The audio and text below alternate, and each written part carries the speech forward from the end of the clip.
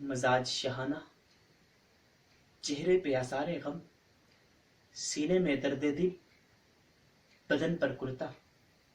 کیا لگتا ہے ذی وقار کہ آج باسیان کشمیر کے لیے یوم سیاہ بنانے آیا ہوں؟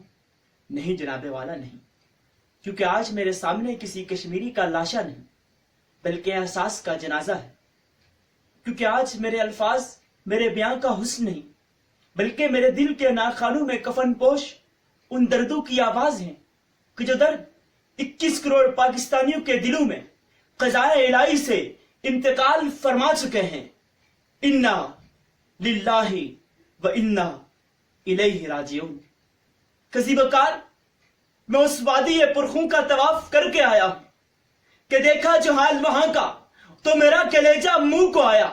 میں نے اپنے ہی لختے جگر کے لہو سے وضو بنایا، لے کے میں نے بہن کا پلو بھائی کو اپنے کفن پہنایا، بچھا کے چادر ماں کی اپنے باپ کا اپنا جنازہ پڑھایا۔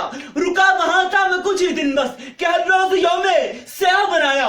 گیا تھا عزم دلے شبیر لے کر، واپسی پہ دکھی دلوں کا سہاگ لایا۔ وہ لٹتی عزت وہ بیت لاشیں جو چنتے چنتے میں تھک گیا تو میری زبان پر یہ سوال آیا کہ اے خدائے لم یزل، کیوں جوش آتا نہیں اسلام کی شمشیر کو؟ کیوں کسی بہن کی پکار پر ابن قاسم کا لشکر آتا نہیں؟ کدی وقار آج بھی شہر کشمیر کے باسی اس عزم کے ساتھ جی رہے ہیں کہ بھارت کے ارادوں کو جلا دے گی کسی روز۔ جلتی ہوئی ہر آنکھ کی ہر خواب کی تعبیر کہتا ہے ابھرتی ہوئی ہر صبح کا سورج۔ کچھ اور بھی نزدیک ہے آزادی کشمیر، کچھ اور بھی نزدیک ہے آزادی کشمیر۔ کشمیریوں کے ساتھ حیوانوں سے بھی بدتر سلوک کیا جا رہا ہے ذی وقار۔ اور کشمیر پاکستان کی شہرگ ہے کہ جس طرح انسان کی شہرگ انسان کے وجود میں کھانے اور پانی کو پہنچانے کا ذریعہ ہوتی ہے، اسی طرح کشمیر بھی پاکستان میں پانی کو پہنچانے کا ذریعہ ہے۔ تو کشمیر پاکستان کی شہرگ ہے، مگر افسوس کہ کشمیر میں لاکھوں نوجوانوں کو شہید کیا جا چکا ہے۔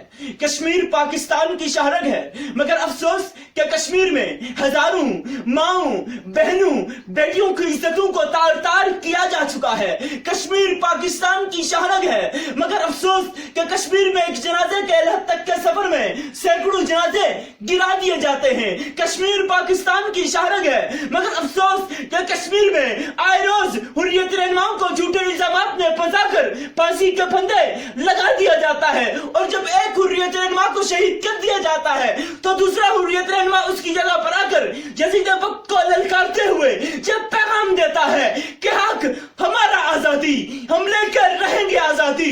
تو کیسے نہ دے گا آزادی؟ تیرا باپ بھی دے گا آزادی۔ کسی وقار آج بھی اس کشمیر کے باسی یہ سوال کر رہے ہیں کہ کب شہر کشمیر پاکستان کا حصہ بنے گی؟ کہ یہ سوال ہے ہر اس ماں کا کہ جس کے سامنے اس کے بیٹے کو اپنی نیند سلا دیا گیا۔